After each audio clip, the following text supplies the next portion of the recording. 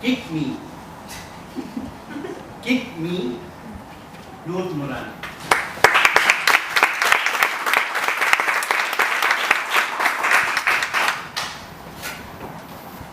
5 years ago, I had a shocking revelation.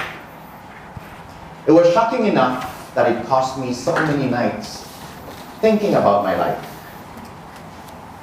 Until now. It's shocking enough that I've asked so many questions, doubting myself, doubting what I was and what I was not. Contest chair, Toastmasters, guests. At some point in your life, have you ever been called names? Have you been called fat? Ugly? Idiot? Loser? How did that make you feel? Let's imagine us being teenagers right now, being on the receiving end of these name calling. How did that make you feel? How did that make you as a teenager discovering your own self-esteem feel? Take a look at this pencil, for example. A very humble tool of creativity, of genius. Snap it in two, and you destroy everything that this pencil stands for. You destroy the ability to use this pencil for what it is. And that's what happens in bullying. I stand here in front of you tonight to tell you how it feels to be a bully. I was a bully. Standing here and talking about it is the hardest decision I ever made. I want to tell the world how it is to be a bully.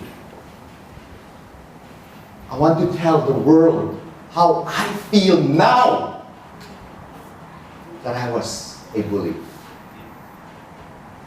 Why do people bully? Why did I bully in my case?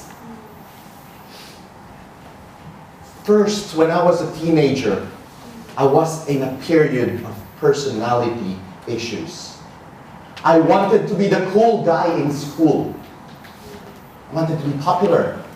I was not an A student, so I was not popular academically. I was not a sportsman, so I was not popular athletically. I had no choice, right? I had to be the prankster.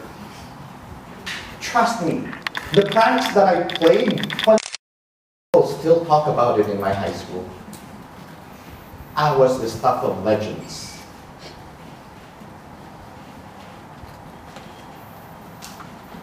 I was also moving schools. I moved 6 different schools before I entered the university. Being a Navy brat, I had to go where my dad goes. And you know what it feels like to move schools and not have a permanent friend? Feels awful. Being a bully was my way of fitting in. I couldn't fit in different crowds. So I had to be on my own. And I had to make myself noticed because I was always the new kid in school. The third reason why I did what I did was because I was jealous. I was jealous of the children around me. When everybody were doing extra math tutorials after school, when everybody were doing music classes after school, I was at home doing the chores. When everybody at my age were on camping trips, I was taking care of my newborn siblings. Being tough, being hard was my way of telling myself that everything's okay. And tonight, ladies and gentlemen, tonight I have to tell you that it was not okay. Like the pencil that has been broken in half. I want to be that person to fix it. I want to be that person to make it whole again, even if it was not whole anymore. I want to be that person who can bring out the best of both ends. So 5 years ago, when I had this shocking revelation, I was sitting at a dinner with one of my high school classmates. In that dinner conversation, she told me how I felt. I made her feel alienated during high school. She told me how I made her feel invisible during high school. And because of that, she pushed herself. She made herself strong because that's the only choice she had. And now she works as a human resource consultant for the United Nations. So imagine that conversation, the tables turned around. And I felt so worthless.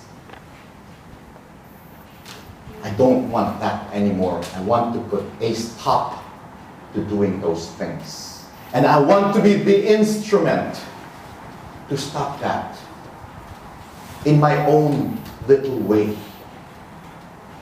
I want to change bullying. Ladies and gentlemen, I am Nurani, and I'm a bully. This was meant to be at my back. Over to you, Campus Chair.